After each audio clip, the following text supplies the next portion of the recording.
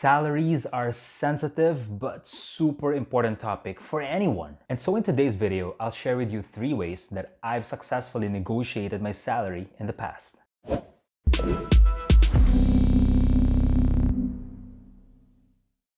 Welcome to Better Today, a place where young leaders like you go for work-life motivation and inspiration. I'm your host, Jason. If you're new to the channel, make sure to hit that like button and remember to subscribe. It helps the channel grow and I appreciate it more than you know. Make sure to stay until the end of this video and remember to answer today's question of the day. The sweldo topic is one of those things that people don't generally talk about, which is a shame because if you know how to negotiate your salary well, you're one step closer to achieving your dreams, building up your savings, or heck, just eating better. Throughout my career, I've not necessarily made more than my peers or my batchmates, but I have reached a point where I can say that I am medyo comfortable and okay na, salary-wise. And I didn't have to jump around multiple companies. In the last 9 years, I've worked for just 2. Before I get into my main points, I'm going to assume that number 1, you are generally good at what you do. Number 2, that you don't have any sort of violations in your company. And number 3, that you have a relatively okay relationship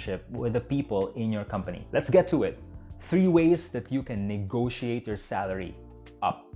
First and foremost, check your timing. There's no perfect time to ask for a salary increase, but there are moments throughout the year where your chances are really good. Be more involved in tracking your company's business performance. As a rule, if your company is making money, then your boss is probably making money. And when your boss is making money, then he or she is probably more likely to help you make more money. Check your company's promotion and raise cycles as well. This usually happens at the end of a business year, but it can change between companies. Ask a raise a few months before a cycle. This way, you get to give yourself and your boss a chance to find opportunities for you to show off your skills, your abilities, and of course, your value to the team. Your immediate superior doesn't have to be your friend, but it helps a lot if he or she is in a good mood as well before you bring this topic up. The second way that you can negotiate your salary up is to do your damn research. I've seen younger guys at the office make a fatal mistake when they ask for a salary increase. They simply ask for a raise. The reason that I think that's a mistake is that because it's unprepared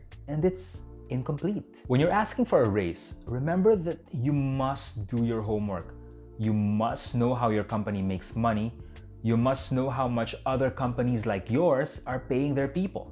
And you need to know how much value you bring to the table too. Speaking of value, you don't have to list every single little thing that you do for your company, but it will really help your case if you can bring up specific highlights that show your value to the team. Pretend for 1 minute that you own the company. What will convince you that someone is worth the money they're asking for? Is it more expensive to lose you and replace you with someone else, or to meet your demands? It's not an easy question, but the point stands. Make sure that your value is clear, it's evident, and it's backed by facts. When you go to the negotiation table, make sure that you also have a specific percentage or amount in mind. Have a list of benefits as well that you want to have.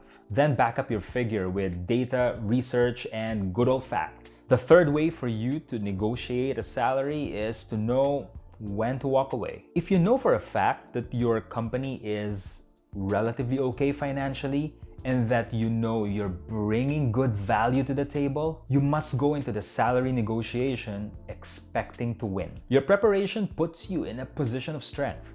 The fact that you took the time to prepare this well for a salary negotiation also sends a signal to your boss and your company that you're the kind of person that's better to keep than to lose to a potential competitor. This will be a negotiation, so expect to give some ground up. Maybe they won't give you a transport allowance, but if they let you reimburse travel receipts, that's worth considering. It's okay to lose a battle or two, but win the war, you know? Now, if you don't win at all, you must be prepared to walk away. A company that's not willing to negotiate with you despite your homework probably just doesn't value you enough. Don't threaten to leave.